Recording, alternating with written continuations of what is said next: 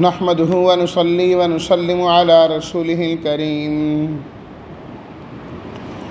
أما بعد فأعوذ بالله من الشيطان الرجيم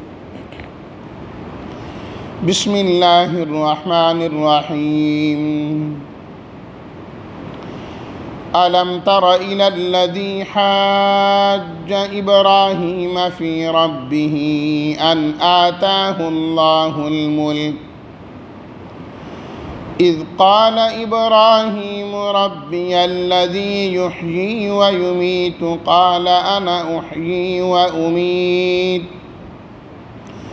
قال إبراهيم فإن الله يأتي بالشمس من المشرق فأت بها من المغرب فبهت الذي كفر والله لا يهدي القوم الظالمين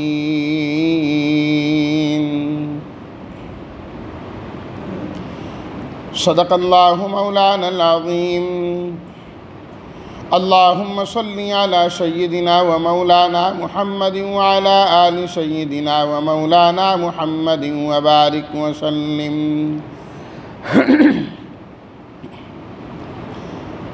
علم ترى ترى رؤیت سے ہے. رؤیت کا معنی ہے دیکھنا. معنی ہوگا کہ آپ نے نہیں دیکھا، یعنی کہ آپ جانتے نہیں ہیں اس بات کو. حاجہ جس نے جھگڑا کیا، بحث و مباحثہ کیا. ابراہیم نام ہے. ان آتاہ اللہ الملک، ان یہ کہ آتا دی اللہ نے ہو اس کو الملک حکومت. یحیی زندہ کرتا ہے، یمیت مارتا ہے. یأتی بالشمس لاتا ہے یعنی نکالتا ہے سورج کو. فبہتا حیران و پریشان ہو گیا، لاجواب ہو گیا. ترجمہ: الم تر الی الذی حاج ابراہیم فی ربہ، کیا آپ نے نہیں دیکھا اس شخص کو جو ابراہیم علیہ الصلاۃ والتسلیمات سے جھگڑا ان کے رب کے بارے میں، اس لیے کہ اللہ تعالیٰ نے اسے حکومت عطا کی.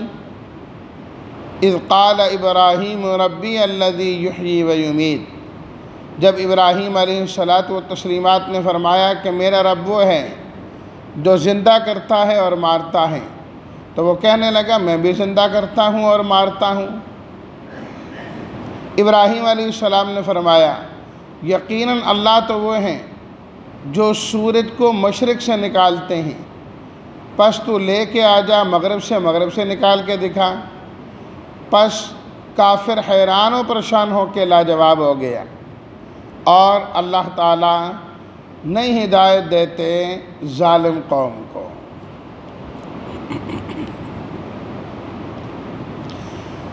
گزشتہ درس کے اندر ہم نے یہ بات پڑھی کہ جو ایمان والے ہوتے ہیں اللہ ان کا دوست ہوتا ہے، حمایتی اور مددگار ہوتا ہے. اور اس حمایت کا اور دوستی کا اثر یہ ہوتا ہے کہ اللہ تعالیٰ ہمیشہ اندھیروں سے نکال کے روشنی کی طرف لاتے ہیں. ہمیشہ اور ہر قدم پر اللہ نور عطا فرما دیتے ہیں، روشنی عطا فرما دیتے ہیں. انسان کو اللہ کبھی کسی الجھن میں رہنے ہی نہیں دیتے. جو ہی ایمان والے پر الجھن آتی ہے اللہ خود ہی اس کی مدد فرما دیتے ہیں، اسے راستہ نظر آنا شروع ہو جاتا ہے. اس کی اللہ تعالیٰ نے مثال ذکر فرمائی اس آیت کے اندر. پہلی مثال یہاں اللہ تعالیٰ نے 3 مثالیں اس رکوع کے اندر بیان فرمائی ہیں کہ کس طرح اللہ ایمان والوں کو نور عطا فرماتا ہے اور کافر کس طرح اندھیروں کے اندر پھنستے چلے جاتے ہیں. ابراہیم علیہ الصلاۃ والتسلیمات کے زمانے میں پائے جانے والا جو بادشاہ تھا، نمرود جسے کہا جاتا ہے، اس کا تذکرہ اللہ تعالیٰ نے فرمایا. ابراہیم علیہ الصلاۃ والتسلیمات نے دعوت توحید کا آغاز اپنے گھر سے، اپنے علاقے، اپنی قوم اور اپنے شہر سے کیا۔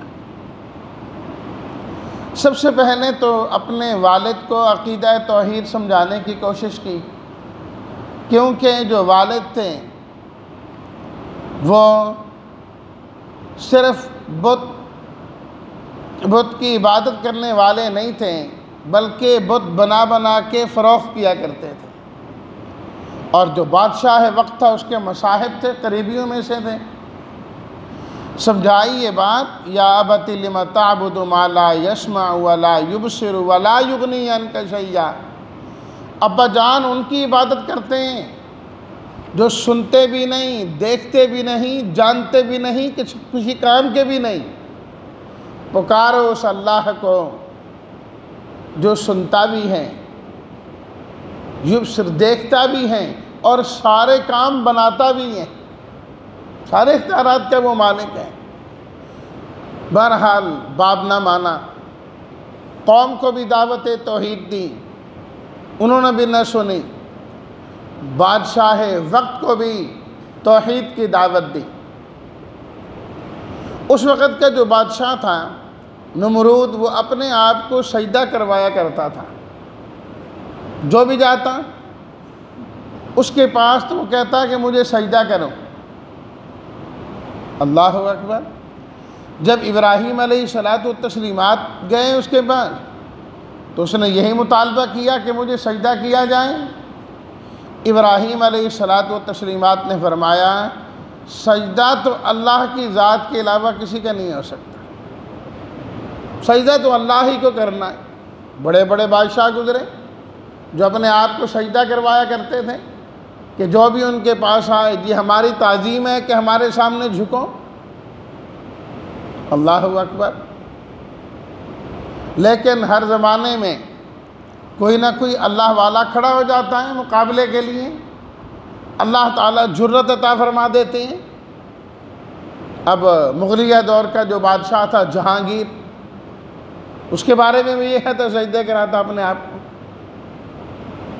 مجدد الفسانی رحمۃ اللہ علیہ کھڑے ہو گئے کہ بھائی یہ نہیں ہو سکتا، تجھے سجدہ کیا جائے، سجدہ صرف اور صرف اللہ ہی کو کیا جا سکتا ہے۔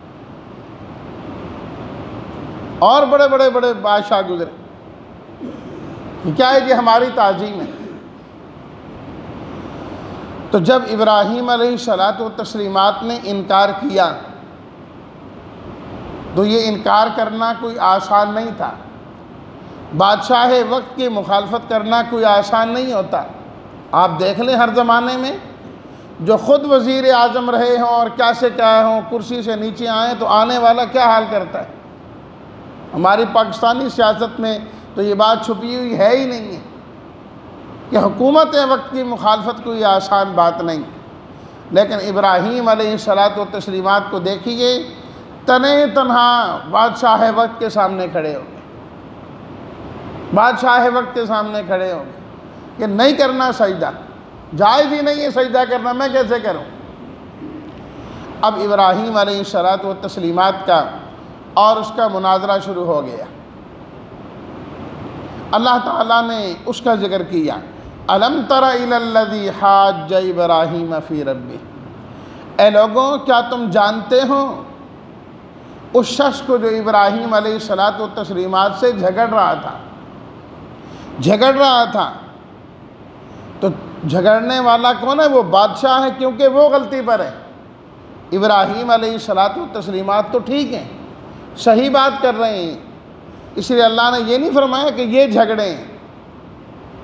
یہ عام طور پر ہوتا ہے کہ ایک آدمی اصلاح کی کوشش کر رہا ہوتا ہے، صحیح بات کر رہا ہے، سارا معاشرہ غلط ہے، ایک آدمی جب سمجھانے کی کوشش کرتا ہے تو سارے اس کو کہہ دیتے ہیں یار تو عجیب آدمی آیا ہے، ہمارا ماحول خراب کر رہا ہے، کیا تم نے باس و مباحثہ اور لڑائیاں شروع کر دیں، یار یہ ٹھیک نہیں ہے۔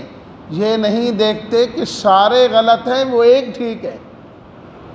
جھگڑ وہ نہیں رہا ہوتا، وہ سارے اس کے ساتھ جھگڑ رہے ہوتے، لیکن کیا ہے، باطل اتنا زیادہ ہوتا ہے، اتنے زور میں ہوتا ہے کہ وہ بیچارہ جو حق پر ہوتا ہے الٹا اسی کو کوسا جا رہا ہوتا ہے۔ کہ تم نے صحیح کر رہے، تم نے اختلاف ڈال دیے، تم نے لڑائیاں ڈال دی، تمہاری وجہ سے یہ ہو گیا، تمہاری وجہ سے وہ ہو گیا۔ انبیاء کرام علیہم الصلاۃ والتسلیمات کے حالات و واقعات جو اللہ تعالیٰ نے قرآن مجید میں بیان فرمایا، آپ پڑھ کے دیکھ لیں، اس میں یہی ہے نا، قوموں نے یہی کہا جب سے آپ آئے ہیں تو آپ نے لڑائیاں ڈلوا دی ہمارے درمیان، اختلاف پیدا ہو گئے، گھر گھر کے اندر مسئلہ کھڑا ہو گیا۔ نبی کریم صلی اللہ علیہ وسلم سے بھی یہی کچھ کہا گیا کہ جب آپ آئے ہیں تو ہر گھر میں مسئلہ ہے، باپ اور بیٹے کی نہیں بن رہی، ماں اور بیٹی کی آپس میں نہیں بن رہی، تو کیسے جو ہے نا ہم آپ کی بات کو تسلیم کر لیں۔ لیکن وقت گزرا، وہ وقت بھی آیا کہ پھر سب لوگ ایک ہو گئے کہ آپ علیہ الصلاۃ والتسلیمات پر ایمان لانے والے۔ اب دور بدل گیا، حالات جو ہے وہ بدل گئے، تو اللہ نے فرمایا حاج ابراہیم، وہ جھگڑ رہا تھا ابراہیم علیہ الصلاۃ والتسلیمات سے۔ تو جھگڑنے والا وہ ہوتا ہے جو باطل پر ہوتا ہے، جو غلطی پر ہوتا ہے، جو جھوٹ پر ہوتا ہے، وہ جھگڑنے والا ہوتا ہے۔ جو سچا ہوتا ہے وہ تو سچائی کا پیغام پہنچانے والا ہوتا ہے۔ اور جھگڑا بھی کس کے بارے میں؟ فی ربہ، رب کے بارے میں، رب کے بارے میں جھگڑا کرنا۔ فرمایا یہ کتنی بڑی بے وقوفی ہے، کتنی بڑی بے وقوفی ہے کہ جس اللہ نے پیدا کیا، رب کا ذکر کیا، اللہ نے اپنی صفت رب ذکر کی۔ اور رب کون ہوتا ہے؟ الخالق ابتداء، جو انسان کو بالکل شروع میں پیدا کرنے والا، والمربی وسطاً، اور زندگی بھر اللہ تعالیٰ اس کی ضروریات زندگی پورا کرنے والا، والغافر انتہاءً، اور آخر میں جا کے مغفرت کر دینے والا، اس کو رب کہتے ہیں۔ یہ اللہ کے علاوہ صفت کس میں ہو سکتی ہے؟ عدم سے وجود میں کوئی نہیں لا سکتا۔ اور پھر کوئی انسان کسی کی کبھی کوئی ضرورت پوری نہیں کر سکتا، ایک کر دی، دو کر دی، چار کر دی، ایک ایک ضرورت پوری کرنے والا صرف اور صرف اللہ ہے، رب صرف اسی کی صفت ہے۔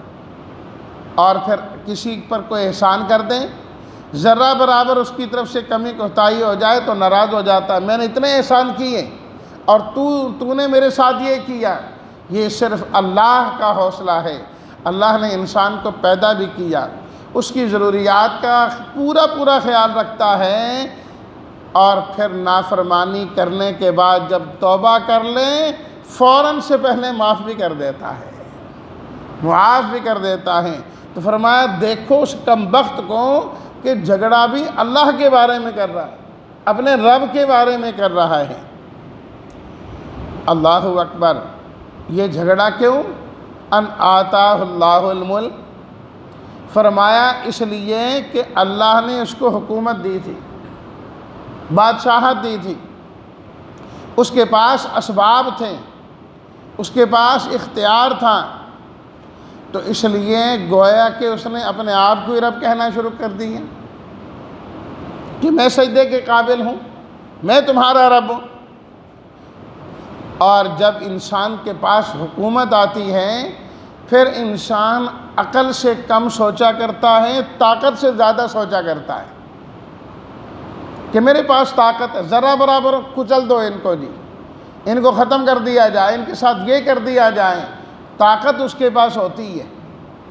لیکن عقل مند وہ ہوتے ہیں جو طاقت سے حالات نہیں، سمجھو عقل اور دانش سے حالات چلایا کرتے ہیں، وہی درست ہوتے ہیں۔ اللہ تعالیٰ نے قرآن مجید میں سورہ نمل میں ملکہ بلقیس کا ذکر کیا نا، کہ جب سلیمان علیہ الصلاۃ والتسلیمات نے خط لکھا، اللہ تعالیٰ علیہ، سرکشی نہ کرو، وَأْتُونِي مسلمین، فرما بردار بن کر میرے پاس آ جا۔ تو ملکہ بلقیس نے وہ خط اپنی کابینہ کو پیش کیا کہ یہ خط پڑھو اور بتاؤ کہ ہمیں کیا کرنا چاہیے۔ تو کیا جواب دیا ہے انہوں نے؟ نحن اولو قوت و اولو بأس شدید، ہم بڑی قوت کے مالک ہیں، ہم بڑے جنگجو لوگ ہیں، ہمارا مقابلہ کون کر سکتا ہے؟ آپ آرڈر کریں، بس ہم ان کے ساتھ جنگ کرتے ہیں۔ ملکہ بلقیس نے کہا تمہاری سوچ غلط ہے، ان الملوک اذا دخلوا قریۃ افسدوها، جب بادشاہ لشکر لاؤ لشکر سمیت جاتے ہیں تو ہر چیز تہس نہس ہو جاتی ہے، بڑے بڑے عزت والے ذلیل ہو جاتے ہیں، جیل کی سلاخوں کے پیچھے بھی ان کو جانا پڑتا ہے۔ تم کہہ رہے ہو ہم بڑی قوت و طاقت والے ہیں، اس دن کو بھی تو یاد کرو، کہیں ایسا نہ ہو کہ تم جیل میں بند ہو گئے۔ کیا غلط بات ہے، ان سے بات کرنی چاہیے، اگر وہ سچے ہیں تو ان کی بات مان لینی چاہیے، جھوٹے ہیں تو پھر دیکھتے ہیں کہ کیا ہوتا ہے۔ سمجھداری کا فیصلہ کیا، اللہ نے ایمان لانے کی توفیق عطا فرمائی۔ اگر صرف قوت کی بات ہوتی، صرف طاقت کی بات ہوتی، مقابلہ بازی ہوتی، کہاں مانتے؟ اس سے کبھی مسائل حل نہیں ہوا کرتے۔ ان آتاہ اللہ الملک، فرمایا رب ہونے کا دعویٰ اس نے اس لیے کیا کہ اللہ تعالیٰ نے اس کو حکومت دی تھی نا، کچھ اس کے پاس تھا۔ جب بھی کسی نے خدائی کا دعویٰ کیا ہے تو کسی فقیر آدمی نے نہیں کیا، بھوکے آدمی نے نہیں کیا۔ بھائی جس کو 2 وقت کا کھانا پیٹ بھر کے نہیں مل رہا، وہ کہاں خدائی کا دعویٰ کرے گا؟ سرکشیاں کرنا، یہ دعوے کرنا، فرمایا انہی کا کام ہے جنہیں اللہ تعالیٰ وافر عطا فرماتے۔ ذرا قرآن مجید میں آپ دیکھیں نا، فرعون کا ذکر اللہ نے کیا کہ نہیں کیا؟ قارون کا ذکر اللہ تعالیٰ نے کیا کہ نہیں کیا؟ شداد کا ذکر کیا کہ نہیں کیا؟ یہ نمرود کا ذکر اللہ تعالیٰ نے کیا کہ نہیں کیا؟ جن کے پاس کچھ تھا انہوں نے اس قسم کی باتیں کی ہیں، انہوں نے اس قسم کی باتیں کی ہیں۔ غریب آدمی جس کی روٹی پوری نہ ہو وہ کہاں خدائی کا دعویٰ کرتا ہے؟ تو اس لیے فرمایا گیا کہ عام طور پر دولت کا زیادہ مل جانا یہ مفید نہیں ہوا کرتا، کوئی نہ کوئی نقصان لایا کرتا ہے، کچھ نہ کچھ نقصان لاتا ہے۔ جب تک کہ انسان اللہ پر کامل یقین نہ رکھتا ہو، ایمان نہ ہو، اللہ کے ساتھ تعلق نہ ہو، یہ چیزیں ہوں، پھر تو حلال مال کے کیا ہی کہنے، بہترین چیز ہے۔ نبی کریم صلی اللہ علیہ وسلم نے فرمایا نعم المال الصالح للرجل الصالح، حلال مال ہو اور اللہ نیک آدمی کو دے دیں تو یہ بہت بڑی نعمت ہے، یہ بہت بڑی نعمت ہے کہ لوگوں کے کام آئے گا، ان کے فائدے ہوں گے۔ اور اگر برے آدمی کو مال مل جائے تو توبہ توبہ، پھر وہ فساد ہی کرے گا، برائیاں ہی کرے گا، اور لوگوں کو بھی گناہ کی طرف ہی لانے کی کوشش کرے گا۔ فرمایا ان آتاہ اللہ الملک، اللہ نے حکومت دی تھی تو ایسی باتیں کر رہا تھا۔ کیا کہنے لگا؟ اللہ اکبر۔ جب ابراہیم علیہ الصلوۃ والتسلیمات نے اسے توحید کی دعوت دی اور فرمایا ربی الذی یحیی و یمیت، میرا رب وہ ہے جو زندگی دیتا ہے اور موت دیتا ہے، موت و حیات اس کے قبضے میں، کہنے لگا یہ کون سی بات ہے؟ انا احیی و امید، میں بھی زندہ کرتا ہوں اور میں بھی مارتا ہوں، میرے اختیار کے اندر بھی تو ہے، جس کو چاہوں میں مروا دوں اور جس کو چاہوں چھوڑ دوں۔ ایک آدمی جس کو سزائے موت ہو چکی تھی، اس کو اس نے جیل سے رہا کروا دیا، کہا دیکھو مرنے والا تھا، زندہ کر دیا کہ نہیں؟ اور ایک بے قصور آدمی اس کو پکڑ کے اس نے قتل کروا دیا، کہنے لگا دیکھو میں نے اس کو موت دے دی کہ نہیں؟ ابراہیم علیہ الصلوۃ والتسلیمات سمجھ گئے کہ یہ دماغ کا ڈل ہے، یہ نہیں سمجھتا کہ زندگی کا یہ معنی ہوتا ہے جو یہ کر رہا ہے۔ زندگی تو کہتے ہیں بے جان چیز میں جان ڈالنا، اور اس نے ایک قیدی کو چھڑوا دیا اور کہا میں نے زندہ کر دیا۔ یہ بات سمجھنے والا نہیں۔ فوراً ابراہیم علیہ الصلوۃ والتسلیمات نے دوسری دلیل دی، یہ ہے نا اللہ کی طرف سے نور۔ فوراً پہلے ایک بات کی، دیکھا نہیں سمجھ پا رہا، فوراً دوسری بات کی۔ فرمایا اس طرح ہم اپنے بندوں کی، دوستوں کی مدد کیا کرتے ہیں، نور عطا فرماتے ہیں۔ ابراہیم علیہ الصلوۃ والتسلیمات نے فرمایا دیکھ میری ایک اور بات سن، یہ سورج نظر آ رہا ہے؟ ہاں میں نظر آ رہا ہے۔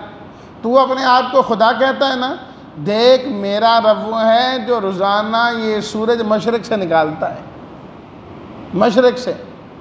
اگر تو بھی خدا ہے، اپنے آپ کو خدا کہتا ہے، کہلواتا ہے، فَأْتِ بِهَا مِنَ الْمَغْرِبِ، تو مغرب سے نکال کے دکھا دے، بات ختم ہو گئی۔ اللہ اکبر، کیسا لاجواب کیا ابراہیم علیہ الصلوۃ والتسلیمات، حیران ہو گیا، جواب ہی نہیں بن پا رہا۔ حالانکہ وہ کہہ سکتا تھا میں مشرق سے نکالتا ہوں، تم اپنے رب کو کہو کہ مغرب سے نکال کے دکھا دے۔ لیکن جب حق آ جاتا ہے تو پھر انسان حق کے سامنے مرعوب ہو جاتا ہے، حق کا ایک اپنا رعب ہوا کرتا ہے۔ وہ غزوہ احزاب کے موقع پر نا نبی کریم صلی اللہ علیہ وسلم نے اپنے ایک صحابی کو بھیجا کہ جاؤ جو یہ کفار کا لشکر ہے اس میں سے ہو کے آؤ، حالات معلوم کر کے آؤ کہ حال احوال ان کے کیا ہیں۔ وہ صحابی جب گئے تو دیکھا، ان کی باتیں سنی جو آپس میں کر رہے تھے، تو ان کو شک ہوا کہ یار لگتا ہے کہ دشمن کا کوئی بندہ ہمارے پاس آیا ہے جاسوسی کے لیے، پتہ کراؤ کہ وہ کون ہے۔ سردار نے اعلان کیا کہ ہر آدمی اپنے ساتھ والے آدمی کا ہاتھ پکڑیں اور اس سے تحقیق کرے کہ تو کون ہے، تو 1 منٹ میں پتہ چل جائے گا کہ غیر آدمی کون یہاں پر گھس گیا ہے۔ اللہ اکبر۔ آپ علیہ الصلاۃ والتسلیمات کے صحابی فرماتے ہیں جو ہی میں نے یہ بات سنی نا میرے کان میں پڑی، بجائے اس کے کہ وہ ساتھ والا مجھ سے پوچھتا، میں نے اپنے ساتھ والے کو پکڑ لیا۔ میں نے کہا بھی بتا تو کون ہے؟ یار میں فلانا ہوں، فلان جگہ سے آیا۔ میں نے کہا نہیں صحیح سے بتا، کہیں تو ادھر سے تو نہیں آیا؟ کہتے بجائے اس کے کہ وہ مجھ سے پوچھتا، اس کو اپنی جان چھڑوانی پڑ گئی میرے سے۔ تو میں نے اس کی خوب تحقیق کی اور میں نے پھر اس کو چھوڑا۔ تو اللہ تعالیٰ نے اس طریقے سے جو ہے نجات عطا فرمائی۔ یہ ہے نور اور روشنی جو اللہ تعالیٰ قدم قدم پر عطا فرماتے ہیں۔ ابراہیم علیہ الصلاۃ والتسلیمات کو بھی اللہ نے عطا کی۔ انجام کار کیا ہوا؟ فَبُہِتَ الَّذِی کَفَرَ، فرمایا کہ وہ جو کافر تھا وہ حیران و پریشان رہ گیا کہ ابراہیم علیہ الصلاۃ والتسلیمات نے کیا دلیل دے دی، میں اس کا کیا جواب دے سکتا ہوں۔ وَاللَّهُ لَا يَهْدِي الْقَوْمَ الظَّالِمِينَ، فرمایا جو ظالم ہیں اللہ ان کو ہدایت نہیں دیتا۔ یہاں یہ بالکل لفظی معنی کیا، با محاورہ معنی اس کا یہ ہے کہ جو ظالم ہیں، جو کافر اور مشرک ہیں، اللہ ان کا کام بننے ہی نہیں دیتے کہ ان کا کام چل جائے، نہ ان کا جو ہے نا وہ شبدہ بازی زیادہ چلتی نہیں ہے، ہیلے بہانے زیادہ چلتے نہیں، کیونکہ اللہ ان کے ساتھ ہوتا نہیں۔ اللہ کی مدد تو ایمان والوں کے ساتھ ہوتی ہے۔ تو دیکھا کہ کافر اور طاغوت جو ہیں کس طرح نور سے نکال کے ظلمات میں پھنساتے ہیں۔ کافر پھنسا، لیکن جو ایمان والے حضرت ابراہیم علیہ الصلاۃ والتسلیمات ہیں اللہ نے ان کی مدد کی، تو فرمایا کہ تم اللہ کے دوست بن جاؤ، اللہ کی مدد کو حاصل کرنے والے بن جاؤ۔ اللہ کے دوست بنو گے، اللہ موقع بہ موقع تمہاری مدد کریں گے۔ پروردگار عالم ہم سب کو حقیقی معنی میں ایمان والا بنائے، اور اللہ تعالیٰ ظلمات سے نکال کر ہمیشہ اللہ تعالیٰ ہمیں نور ہی عطا فرمائے۔ وآخر دعوانا ان الحمد للہ رب العالمین۔